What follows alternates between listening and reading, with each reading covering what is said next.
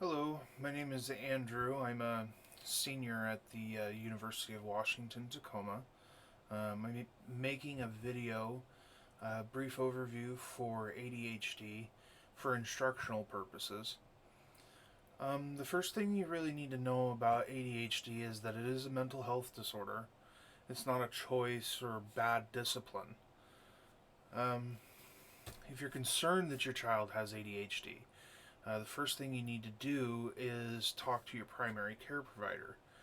Uh, uh, Beyond resources and contacts, uh, most importantly, they can refer you to a behavioral health specialist or other mental health professional, and that person can diagnose and hopefully treat that. So let's talk about some of the basics, signs and symptoms mainly, which I have listed on the screen. And these are what the mental health professional is going to base the diagnosis on. We use something called the Diagnostic and Statistical Manual, and this tells us the criteria for meeting a mental health disorder, such as ADHD. Um, you can see that the first and most important section of this, well, maybe not most important, but one section of this, the first part, is inattention. The child must have six or more of the inattentive features uh, for up to age 16, and then five or more for adolescents 17 and older and adults. They often fail to give close attention to detail or make careless mistakes in schoolwork. Uh, Often have trouble holding attention. Often doesn't seem to listen when spoken to directly.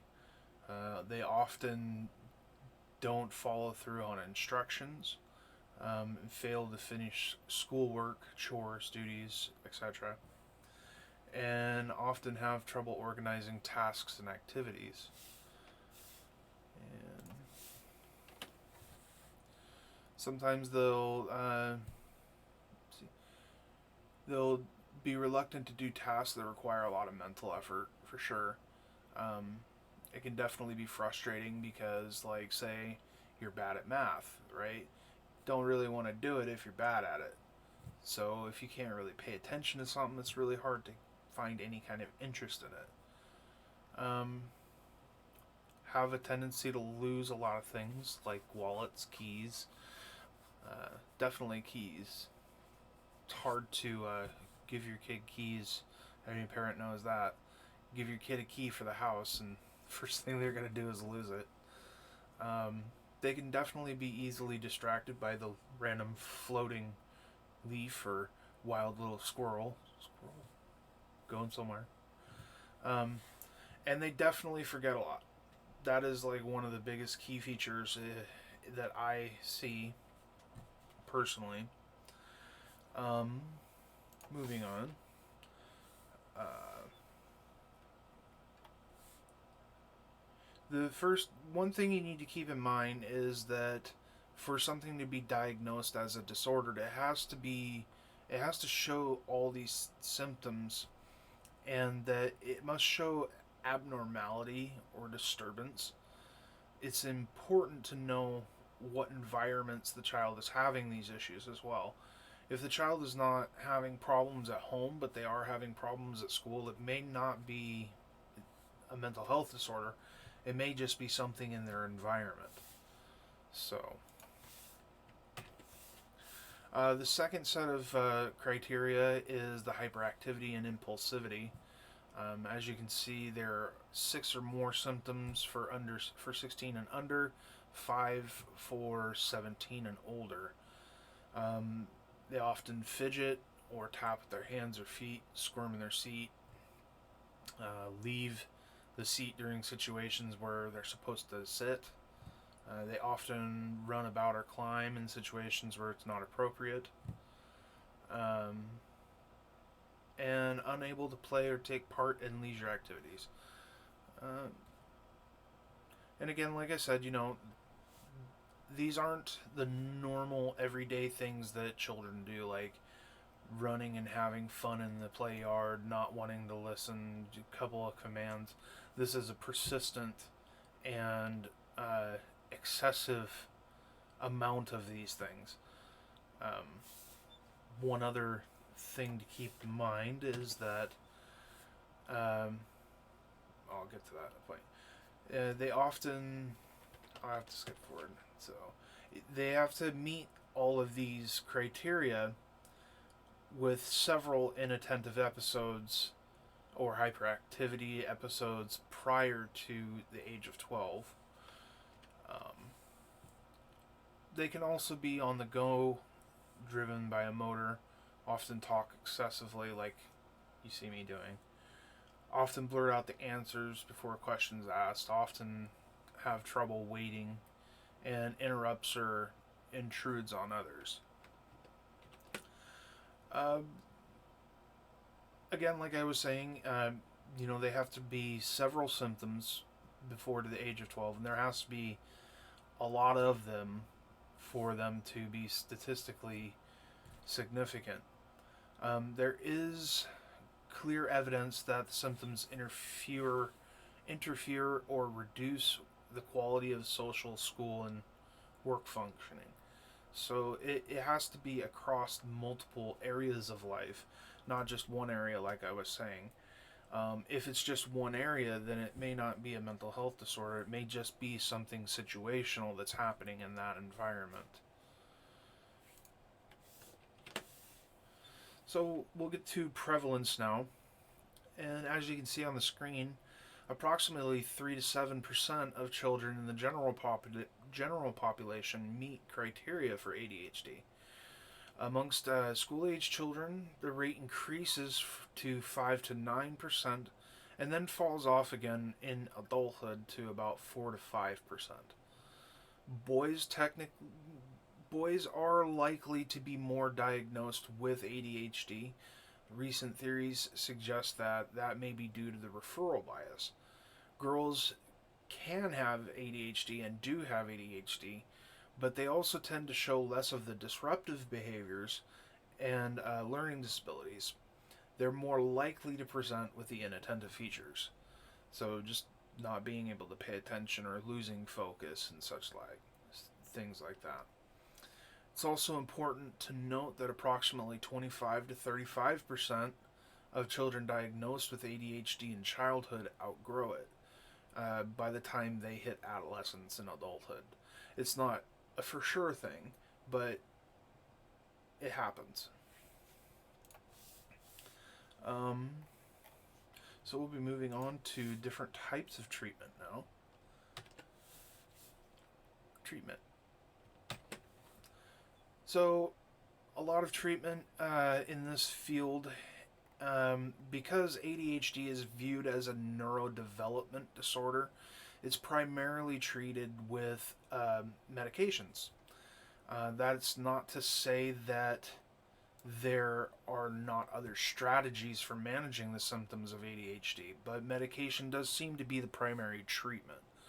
In order to be prescribed medication, the child will need to be evaluated by a mental health professional with prescribing power, such as a psychiatrist.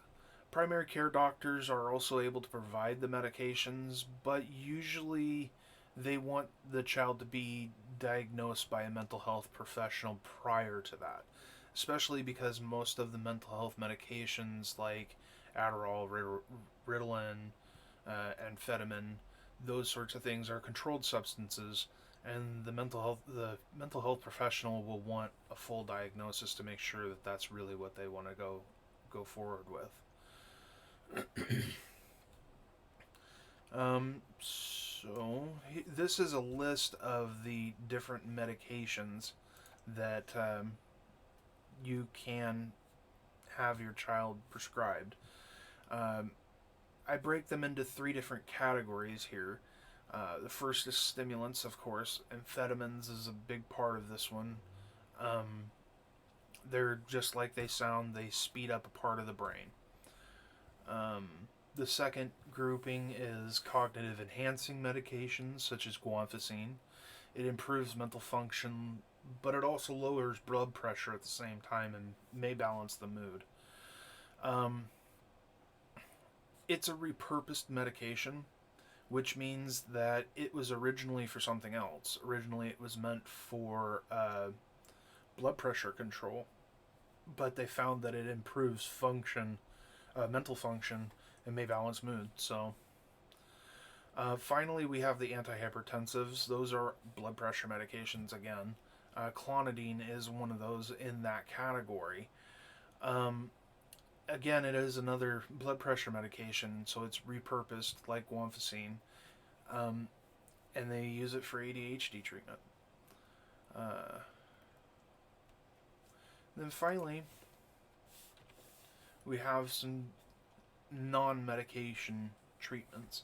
There's clinical behavioral therapy, most used. It is the most used non-medication evidence-based treatment. There's also parenting training. It teaches the parent to different management strategies for their child's behavior.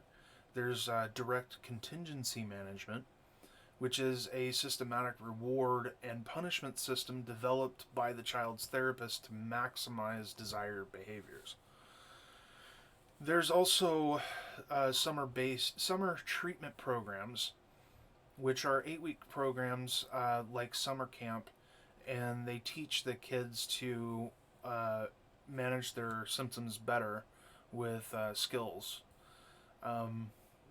Whether we can say that one treatment is better than the other is not really, you can't really do that, because each child is different and each person is different. Not one thing is going to work for everybody.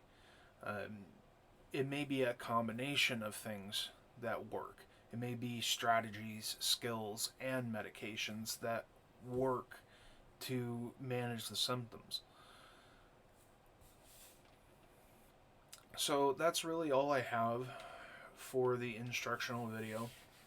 The only thing I want to do is leave you with a little hope, and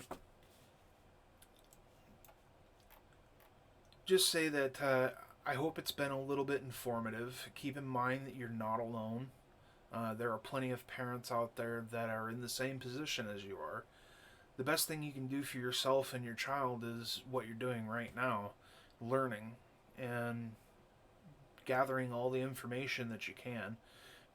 Becoming more informed is always the best course of action. And remember, your child isn't doing this on purpose. It's not like they're intentionally forgetting something or getting distracted. I should know. I've had ADHD my entire life. I was diagnosed as a child, and the disorder followed me into adulthood. After years of therapy and training and knowledge, skill building, and yes, of course, medication, I'm about to graduate from college, first in my family to do so. So don't get discouraged, and don't ignore the signs and symptoms. Remember that early diagnosis and treatment will shape how effective the treatment can be. So thanks, and hope you enjoyed, and have a great day. Ta-da!